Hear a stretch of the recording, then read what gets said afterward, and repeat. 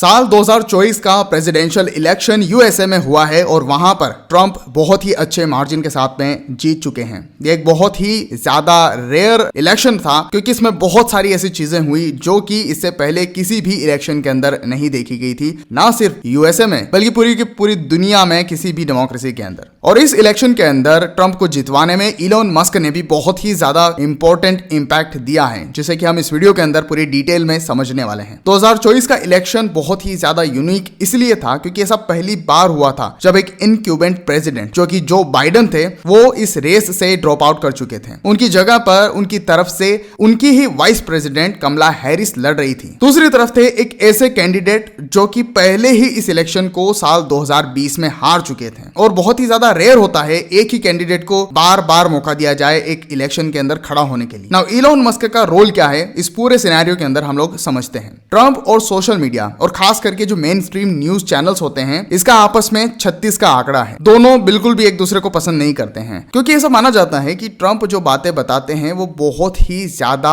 Extreme right होती है और कई सारी बार जो फैक्ट्स नहीं होते हैं वो चीजें भी ट्रंप बोल जाते हैं। इसी वजह से ट्रंप ट्रेडिशनल मीडिया और सोशल मीडिया को बिल्कुल पसंद नहीं करते थे और इसी वजह से साल 2021 में ट्विटर ने ट्रंप को बैन भी कर दिया था क्योंकि वो बहुत सारे ऐसे फैक्ट्स ट्विटर पर शेयर कर रहे थे जो कि एक्चुअली में बिल्कुल इनकरेक्ट थे, जिनका रियलिटी से कोई लेना देना नहीं था। इस समय तक इलोन का ट्रंप के साथ में कोई खास कनेक्शन बना नहीं था और इनफैक्ट स्टेज पर एक बार इलोन मस्क ने यह भी कहा था कि अगर ट्रंप फिर से प्रेसिडेंट बनते हैं तो वो यूएसए के लिए एक अच्छी चीज नहीं होगी। साल 2022 में अचानक से इलोन मस्क एक दिन सुबह उठते हैं और सोचते हैं कि क्यों ना मैं ट्विटर ही खरीद लूं। इसके बाद में बहुत सारी कोशिश वो करते हैं और अल्टीमेटली वो ट्विटर को ऑफर देते हैं $44 बिलियन का। इस समय तक ट्विटर पर फार लेफ्ट आइडियोलॉजी वाले जो लोग थे वो बहुत ही ज्यादा नंबर में होते थे। मतलब कि वहां पर इस तरह के बातें ज्यादा होती थी जो कि एक्सट्रीम वोक टाइप लोग करते थे। राइट विंग का ज्यादा यहाँ पर चलती नहीं थी। किसी भी तरह का पोस्ट आप डाल दीजिए उसमें हमेशा ऐसे ही लोग कॉमेंट्स करते थे जिनकी आइडियोलॉजी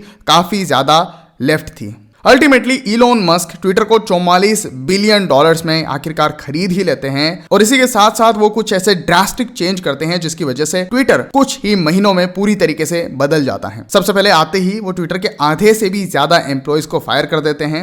इनफैक्ट खुद ट्विटर के सीईओ को भी फायर कर देते हैं और ट्विटर का नाम बदल करके वो एक्स कर देते हैं। और इसी समय से ट्विटर पर जो आइडियोलॉजिकल चेंज है वो दिखने लगता है। ऐसे लोग जो राइट विंग के साथ में ज्यादा एसोसिएट होते हैं और जो राइट विंग आइडियोलॉजी को मानते हैं ट्विटर पर ज्यादा ही नंबर्स में बढ़ने लगे। ये सब कुछ इलोन मस्क कर रहे थे फ्री प्रेस के नाम पर और फ्री स्पीच को बचाने के लिए। एक टकर कार्लसन नाम का रिपोर्टर था जिसे कि उसी के न्यूज चैनल ने फायर कर दिया था क्योंकि बहुत ही ज्यादा एक्सट्रीम राइट विंग बातें वो बताता था। ये टकर कार्लसन इंडिया के बारे में भी काफी ज्यादा बेकार चीजें अपने शो पर काफी बार बोल चुका था। नाउ जब इसे फायर किया गया तो अल्टीमेटली इसने एक्स पर अपना शो बनाया जो कि बहुत ही ज्यादा पॉपुलर हो गया। ये हमेशा से ही ट्रंप और राइट विंगर्स का सपोर्ट करता आया था।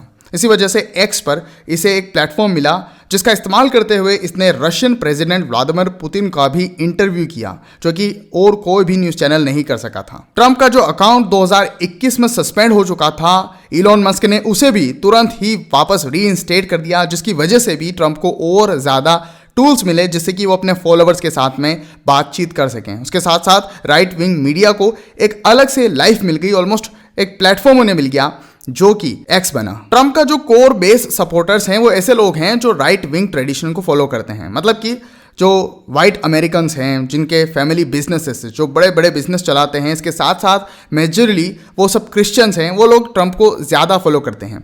जबकि दूसरी तरफ जो लेफ्ट विंग पार्टी है डेमोक्रेटिक वो ऐसे लोगों द्वारा ज़्यादा फॉलो की जाती है जो कि ट्रेडिशनली काफ़ी ज़्यादा लिबरल हैं, जो कि चेंज को पसंद करते हैं। नाउ इसी साल ट्रंप के ऊपर एक असैसिनेशन अटेम्प्ट होता है। वो जब एक जगह पर रैली कर रहे थे अपने चुनाव प्रचार के दौरान तब कोई जाता है एक रूफटॉप के ऊपर और उन्हें वहां से फायर करने की कोशिश करता है। इस इवेंट के होने के बाद में वो बच जाते हैं और इलोन मस्क उसी समय से पूरी तरीके से ट्रंप को एंडोर्स करने लग जाते हैं, मतलब कि उनके फुल फ्लेजेड सपोर्ट में आ जाते हैं। नाउ सबसे बड़ा सवाल ये कि आखिर इलोन मस्क का इस सब में क्या फायदा।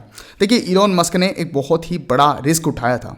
अगर इस जगह पर ट्रंप हार जाते और कमला हैरिस इस चुनाव के अंदर जीत जाती तो ये बहुत ही ज़्यादा डेवेस्टेटिंग हो सकता था इलॉन मस्क के लिए और उनकी पूरी की पूरे ये जो एम्पायर उन्होंने बना रखा है उसके लिए, चाहे वो स्पेस एक्स हो चाहे टेस्ला। खुद इलॉन मस्क बताते हैं कि कुछ रिपब्लिकन्स बात कर रहे हैं कि स्पेस एक्स जैसी बड़ी कंपनी को नेशनलाइज किया जा सकता है, मतलब कि जो अभी उनके ओनरशिप में है उसे यूएसए की सरकार खरीद सकती है और वो भी बहुत ही ज़्यादा कम प्राइस पर। अल्टीमेटली इससे उनकी पावर स्पेस में बहुत ज़्यादा कम हो जाती है और उनको बेसिकली बैंकरप्ट करने की कोशिश यूएस की गवर्नमेंट करती है अगर कमला हैरिस जीत जाती तो। दूसरी तरफ अब जब इन्होंने इतना ज्यादा रिस्क लिया है और ट्रंप को सपोर्ट किया है तो ऐसे में ट्रंप डेफिनेटली अपना वादा निभाएंगे और ट्रंप इलोन को बहुत ही ज्यादा फ्रेंडली तरीके से बिजनेस करने में मदद करेंगे। चाहे किसी भी देश में किसी भी तरह के टैरिफ्स वगैरह रिलीज करवाने हो, चाहे उनके बिजनेस में कोई मदद करनी हो, उनकी कंपनीज जैसे कि टेस्ला और स्पेस एक्स को बहुत ही ज़्यादा आसानी होगी अब पूरी दुनिया के अंदर अपना